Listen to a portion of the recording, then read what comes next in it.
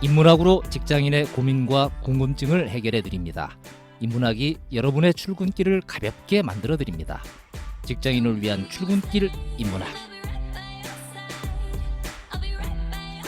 제119화 우상에 열광하는 것은 바람직한 일일까? 안녕하세요. 어쩌다 철학자 이호건입니다. 안녕하세요. 어설픈 자유인 장춘수입니다. 반갑습니다. 인천 작두 강동구입니다. 반갑습니다. 네. 오늘 주제가 우상에 열광하는 것은 바람직한 일일까라는 건데, 두 분은 어떠세요? 자기가 추앙하는 우상, 뭐 꼭 우상, 뭐 영웅일 수도 있고 롤모델일 수도 있고 아이돌일 수도 있고 뭐 등등등인데, 좀 열광하는 우상이 열광하는 우상이 있습니까? 이런 거하고는 저하고는 좀 거리가 있는 것 같긴 한데, 그래? 제가 뭐 제일 가까운 사람이다 그러면 아내 아내를 우상으로 받들죠. 그 독재자를 받드는 심리랑 비슷한 건가? 맞아요. 좋습니다. 어쨌든 목숨이 두려운 거죠. 그 아내를 추앙하게 된 뭐 이유나 배경, 근거 이런 것들이 있으신가요? 후환이 두려우니까. 후환이 두려워서 그렇고 그렇죠. 참 불쌍하다. 예전엔 사랑 뭐 어쩌고 저쩌고 하더니 좀 다른 얘기 같아, 그죠? 그러니까요. 좋습니다. 자유님은 어떠세요? 추앙하는 우상이나 뭐 영웅, 롤모델 뭐 이런 대상이 있으신가요? 저는 솔직히 이런 걸 잘 모르겠어요. 그죠? 그러니까 네. 모르겠고 별로 그리고 없으실 그렇게 하는 행동을 보이는 사람을 봐도 거예요. 왜 저러지? 뭐 이런 음. 생각이 들고 도저히 그거에 대해서는 공감이 잘 안 되더라고요. 저희 딸도 막 아이돌 그룹을 좋아하고 오늘도 이제 뭐 팬미팅 간다고 아침부터 나가는 게 팬미팅 6시인데 가고 있는데 왜 저러지 싶은데 도저히 공감이 잘 안 되더라고요. 저는. 아직도 B1A4 아니 여자친구. 여자친구. 저는 뭐 사물보다는 우상하면 대부분 이제 사람일 텐데, 저는 개인적으로 역사적 인물이 됐든 동시대의 인물이 됐든 내가 존경하는 사람은 있는데, 저 사람의 삶을 내가 그대로 한번 동경해서 쫓아가 봐야겠다라고 하는 거는 조금 구분이 되는 것 같긴 합니다. 요즘 뭐 우리나라의 BTS 같은 경우가 세계적인 우상이 되기도 하잖아요, 그죠? 뭐 이 소위 얘기해서 이런 그 팬덤 현상들이 막 일어나는 건 뭐 현실인 것 같고, 그럼 어떠세요? 이런 팬덤 현상에 대해서는 어떻게 바라보세요? 저는 조금 공감이 조금 잘 안 되는 잘 안 대표적인 돼요. 영역 중에 하나이긴 합니다. 두 분 다 약간 그런 게 있을 것 같아요. 그러니까 뭐 이렇게 좋아하고 막 이렇게 하는 거는 괜찮은데 또 지나친 사람들이 좀 있잖아요. 그쵸. 그러니까 자기 삶이 안 될 정도로 막 이렇게 하는 그러니까 사람들은 이해가 안 되죠. 연예인들도 그런데 요즘 뭐 정치인이라든지 이런 사람들을 우상화하는 경우도 꽤 많죠, 그죠? 그런 경우도 있고, 또 꼭 정치인이 아니더라도 예를 들면 방송 이런 데서 보면 특정한 유튜버나 뭐 네. 팟캐스터에 이제 그죠? 그 되게 인기 있는 사람들은 되게 영웅처럼 영웅시되고 우상화되는 경향이 있죠, 그죠? 그래서 오늘은 이렇게 우상에 열광하는 일은 바람직한 일인지 우상이라는 주제로 인문학적 얘기를 해보고자 합니다. 그래서 오늘 주제가 한마디로 아이돌이에요. 아이돌이 우상이잖아요, 그죠? 그 사람들이 이제 자주 사용하는 말 중에 실제하고 느낌이 좀 다른 표현이 꽤 있습니다. 가령 왜 기업에서 정년이 되기 전에 조기 퇴직을 유도하기 위해 도입한 제도로 명예퇴직이라는 용어 사용하잖아요, 그죠?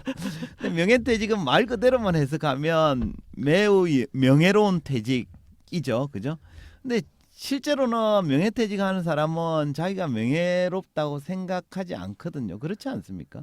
네, 뭐 당연하죠. 근데 저는 한번 꼭 해보고 싶었는데 자기 퇴직을 한 거예요. 이 생에는 이제 더 이상 없는. 그죠? 그렇습니다. 그래서 명예퇴직은 사실은 실제로는 명예로운 퇴직은 절대 아니죠, 그죠? 이와 비슷하게 요즘 청소년들에게 인기가 있는 또는 뭐 그 주로 나이 어린 가수들로 이루어진 그룹을 부르는 명칭도 실제 의미와는 약간 다르게 사용되기도 하더라고요. 가령 요즘 뭐 인기 있는 그룹 BTS나 맞죠? 네, 워너원 또 뭐 엑소 네. 이런 그룹을 뭐라고 부르나요? 뭐 아이돌 그룹 이렇게 그죠? 하잖아요. 맞습니다.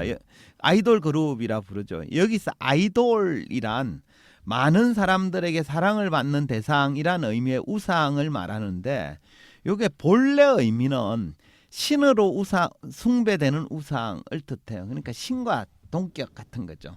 물론 실제로도 팬들한테 아이돌 그룹은 마치 신과 같은 신적인 존재이기도 합니다.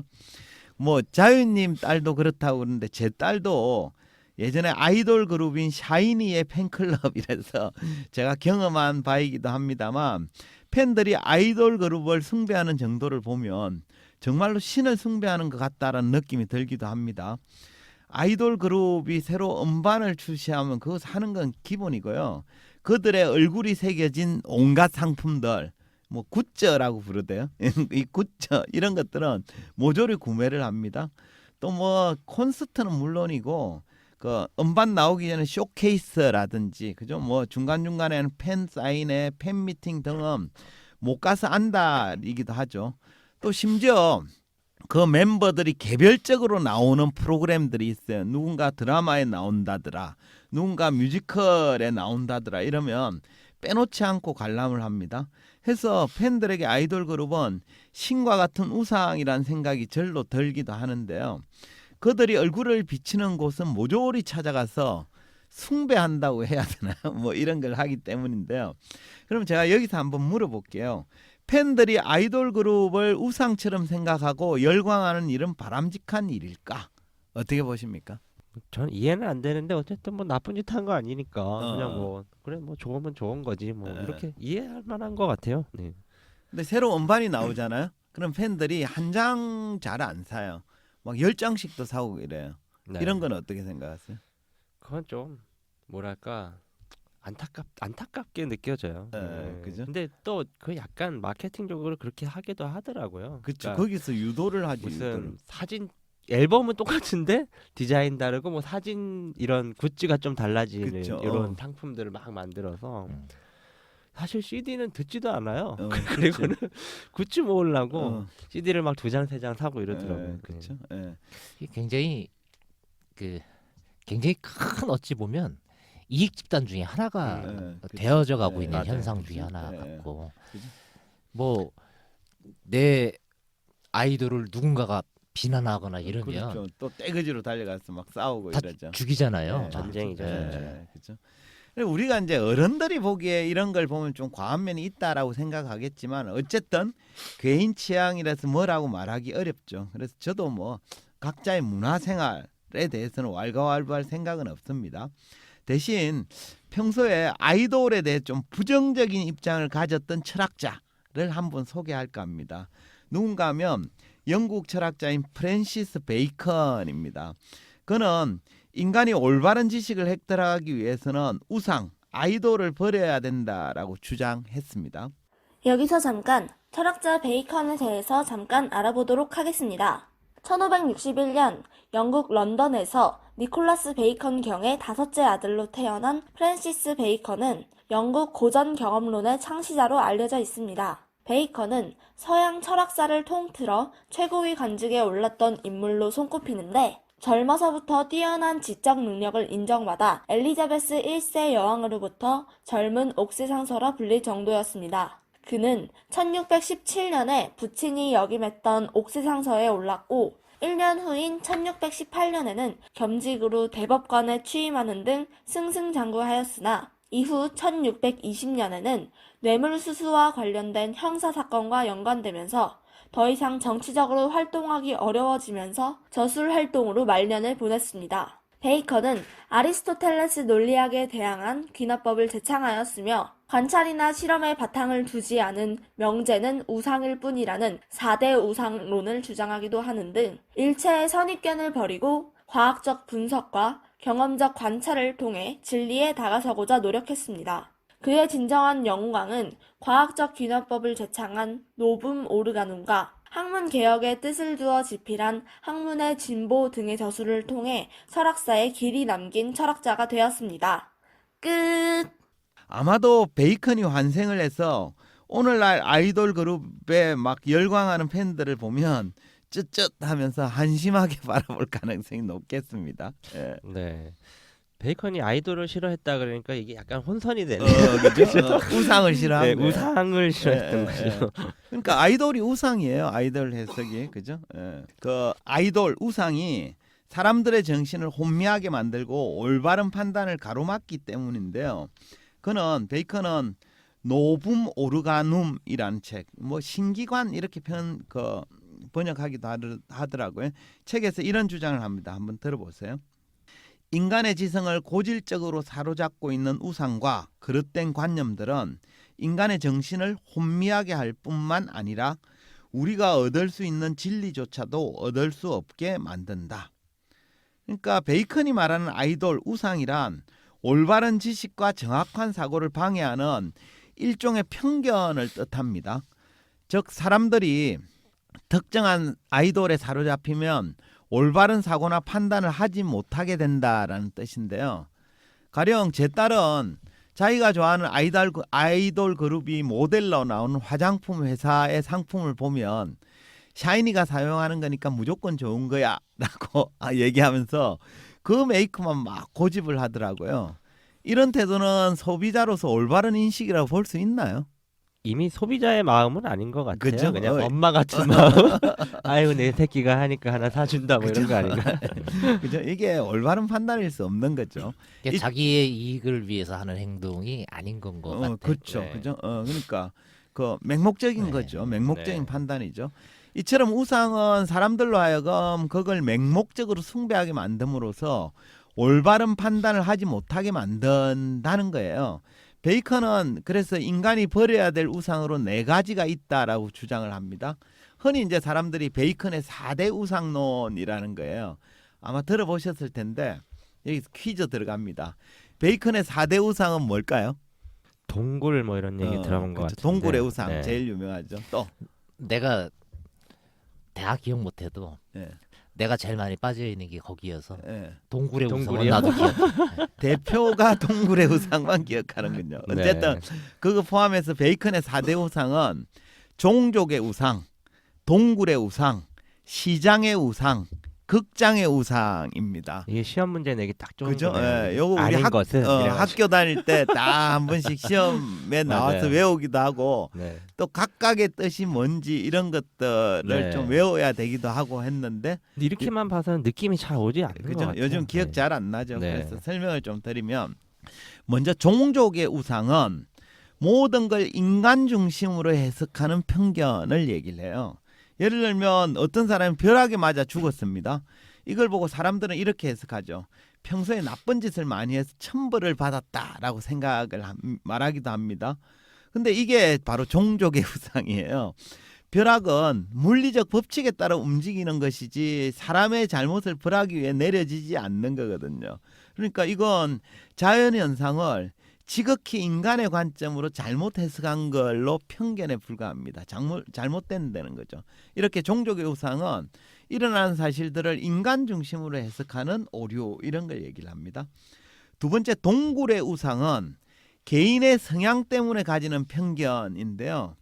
사람은 흔히 자기가 처한 상황이나 성향에 따라 세상을 이해하려는 경향을 가지고 있습니다. 가령 이런 얘기하는 사람들이 있잖아요. 배우자를 고를 때 남자 키는 180은 넘어야 해라고 얘기하거나 또는 그죠?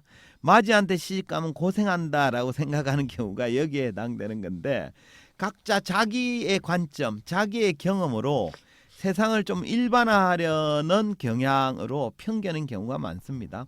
가령 배우자를 고를 때 여성이 남자의 키는 180은 반드시 넘어야 한다라고 생각하는 관념은 올바르고 타당한 인식이라고 볼 수 있나요? 뭐 키를 볼 수는 있겠으나 네. 뭐 키 이런 걸 자꾸 기준을 가지고 얘기하는 건 별로인 것 같아요. 네. 그죠? 그렇게 근데 되면 뭐 이제 제 집에 있는 아내도 우리 딸한테는 그 얘기 하더라고요. 어. 야, 남자는 180은 넘어야 돼. 뭐 네 아빠를 봐. 뭐 이러면서 못 넘잖아. 그러니까 우리 셋 다 그 루저가 기준이랑 되는 우리 거죠. 셋 다 루저가 뭐 그런 되는 얘기를 거죠. 하더라고요. 그래서 야, 니네 아빠도 키가 180만 넘었으면 얼마나 좋았겠냐. 뭐 이런 그죠? 그래서 자주 있는 얘기인데 그런 관념을 가지고 배우자를 고르면 처음부터 180 밑에 있는 후보자들은 제외시키는 꼴이 되어서 사실 좋은 네. 배우자를 얻는 거가 상대적으로 힘들 수 있는 거죠, 그죠? 네. 이게 저는 그 오해하면 안 되는데 제 강자가 예. 강할 강자여서 대한민국에 1000명도 안 돼요. 예, 예. 이 성씨 쓰는 사람이. 예. 그래서 거의 그 주입식처럼 받았던 게 결혼해서 해야 될 몇 가지, 네가 가문에서 해야 될 일, 뭐 이런 것 때문에 제가 열심히 쫓아다니는 연애 대상은 기본적으로 두 가지를 열심히 이렇게 제가 규정을 해놓고 만났어요. 첫째, 아이를 많이 낳고 싶다는 생각 가진 사람. 두 번째, 그거 해낼 수 있는 체력이 뒷받침되는 사람. 그래서 여기에 맞춰서 열심히 또 간 것도 제가 보면 이게 다 이제 다른 이유 때문에 온 거지만 제 처한 상황에서 나온 그렇죠. 우상인 동굴의 거죠. 우상일 예. 수 있죠. 그 얘기 들으니까 갑자기 이런 생각이 나네요. 대한민국 국민들은 국민교육 헌장에 이런 거 있잖아요. 나는 민족 중흥의 역사적 사명을 타고 태어났다. 근데 작두님은 그죠? 강씨 종족의 종족 번식. 번식을 위한 역사적 사명을 타고 태어나신 거네, 그죠? 예. 어쨌든 이런 동굴의 우상은 개인적인 성향 때문에 갖는 편견을 얘기를 하죠. 세 번째, 시장의 우상은 언어 때문에 생기는 편견을 얘기를 합니다. 아마 보셨는지 모르겠지만 가령 이준익 감독의 황산벌이라는 영화 있었잖아요, 그죠? 재밌잖아요. 예, 그죠? 그거 되게 웃긴 영화인데 거기에 백제군이 거시기라는 표현을 자주 사용합니다. 근데 이제 신라군이 그죠? 그 백제군한테 이렇게 첩보원이라고는 스파이를 보내가지고 뭐라고 하는지를 막 관찰하는데 이때 신라군이 백제군이 거시기라는 표현을 사용하는 걸 보고 신라군이 이 말의 뜻을 제대로 이해하지 못해서 혼란을 겪는 장면이 나옵니다.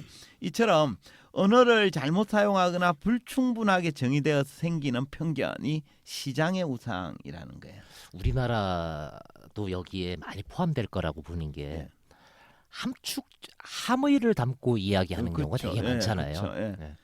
그러니까 완전하게 해석되지 않는 예, 무언가가 예, 있는 예, 거죠. 예, 그렇죠? 예. 뭐 그런 것들 때문에 생기는 편견이라는 게 있죠.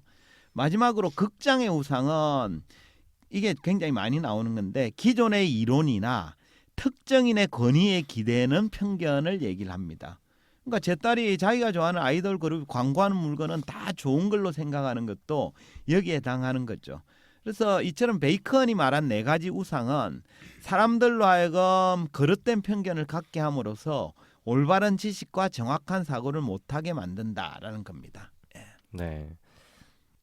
우리가 어리석다라는 생각을 좀 하기도 하는데 네. 이렇게 구체적으로 네 가지로 어리석하구나 네, 이렇게 그죠? 그런 알려주는 유형이 것 있는 같은 거죠. 것 같아요. 예, 예. 그죠? 어쨌든 그럼 이런 우상에서 좀 벗어나야 되겠네요. 그죠? 예, 그쵸. 벗어나는 방법도 있나요? 예. 베이컨에 따르면 일단 제일 쉬운 방법은 우상을 찾아내기만 해도 도움이 된다고 하는 거예요. 먼저 그의 주장 한번 들어보세요. 그러한 우상이 네 가지 우상입니다. 그러한 우상들을 찾아내는 것만 해도 대단히 유익한 일이다. 소피스트의 궤변을 연구하면 논리학 공부에 도움이 되는 것처럼 우상에 대한 올바른 연구 역시 자연에 대한 해석에 도움이 된다. 그러니까 자기가 하고 있는 생각이나 판단이 우상이라고 깨닫기만 해도 우상을 몰아낼 수 있다라는 뜻입니다.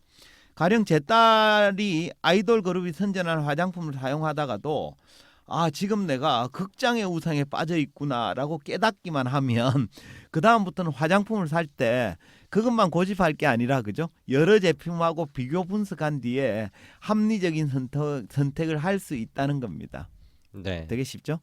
내가 극장의 우상에 빠져 있구나 이렇게 생각할 가능성은 없을 것 같아요. 그냥 내가 좀 뭔가 편견을 가지고 판단했구나 뭐 이런 정도 생각할 수는 있을 것 같아요. 그렇죠. 네. 어쨌든 우상에 빠져 있다는 사실을 깨닫기만 네. 한다면 그건 이제 빠져나올 수 있는 도움이 된다는 거죠. 그 다음으로 베이컨이 제시하는 건 귀납법입니다. 그의 주장 한번 들어보세요.